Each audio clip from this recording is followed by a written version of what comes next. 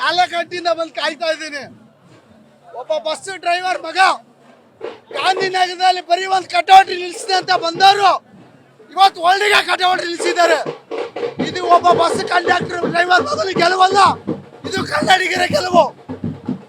ನಮ್ಮ ಕನ್ನಡ ಸಿನಿಮಾನ ಹೊರ ಭಾಷೆಯವ್ರು ಏನೋ ಒಂಥರ ನೋಡ್ತಾ ಇದ್ರು, ಇವತ್ತು ಒಳ್ಳೆಗೆ ತಿರುಗಾಗಿ ನೋಡಿದ್ದಾರೆ. ಕನ್ನಡ ಸಿನಿಮಾ ಇದು ಅಂತ ತಿರುಗಿಸ್ಕೊಂಡಿದ್ದಾರೆ. ಖುಷಿ ಅಲ್ಲ ಮೇಡಮ್? ನಾನೊಬ್ಬ ಕನ್ನಡಿಗನಾಗಿ ಖುಷಿ ಅಲ್ವಾ? ಈ ಸಿನಿಮಾಗೆ ಯಾವುದು ಫ್ಯಾನ್ಸ್ ವಾರ್ ಇಲ್ಲ. ನಾನು ಡಿ ಬಾಸ್ ಅಭಿಮಾನಿ, ಸುದೀಪ್ ಸರ್ ಇಷ್ಟಪಡ್ತೀನಿ ನೋಡಿ.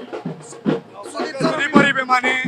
ಆದ್ರೂ ನಾವು 5 ಗಂಟೆಗೆ ಎದ್ದೊಳಗೆ ಬಂದಿದ್ದೀವಿ. ಏನಕ್ಕೆ? ನಮ್ಮ ಕನ್ನಡ ಸಿನಿಮಾ, ನಮ್ಮ ಸಿನಿಮಾ ನಾವು ಬರಬೇಕು, ನಮ್ಮ ತರ ಎಲ್ಲರೂ ಬರಬೇಕು.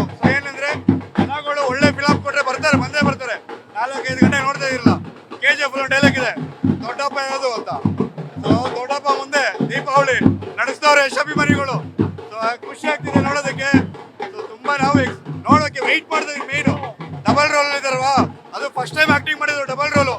ಅದರಲ್ಲಿ ಮೇನ್ ಮಂದಿ ಮಗ ಹೆಂಗಿದಾನೆ, ಅಪ್ಪ ಹೆಂಗಿದಾನೆ, ಅದು ನೋಡೋದಕ್ಕೋಸ್ಕರನೇ ಬೆಳಗ್ಗೆಯಿಂದ ವೆಯ್ಟ್ ಮಾಡ್ತಾ ಇದೀವಿ. ಇತ್ತೀಚಿನ ಈ ಸಿನಿಮಾಗಳಲ್ಲಿ ಡಬಲ್ ಕ್ಯಾರೆಕ್ಟರ್ ತುಂಬಾ ಕಮ್ಮಿ. ವಿಷ್ಣುವರ್ಧನ್ ಮಾಡ್ತಾ ಇದ್ರು, ಈಗ ನಮ್ಮ ದರ್ಶನ್ ಸರ್ ಮಾಡಿದ್ರು, ನಮ್ಮ ಬಾಸು. ಅದಾದ್ಮೇಲೆ ಇವ್ರದ್ದು. ನಾನು ಹೇಳೋದೇನಂದ್ರೆ, ಒಬ್ಬ ಕನ್ನಡದ ಹೀರೋ, ನಮ್ಮ ಕನ್ನಡದ ನಟ ಒಬ್ಬ ಬಾಲಿವುಡ್ ಹಾಲಿವುಡ್ ರೇಂಜಿಗೆ ಬೆಳೀತಿದ್ದಾನಂದ್ರೆ ಖುಷಿ ಪಡಬೇಕು, ತುಳಿಯಕ್ಕೆ ಪ್ರಯತ್ನ ಪಡಬಾರ್ದು.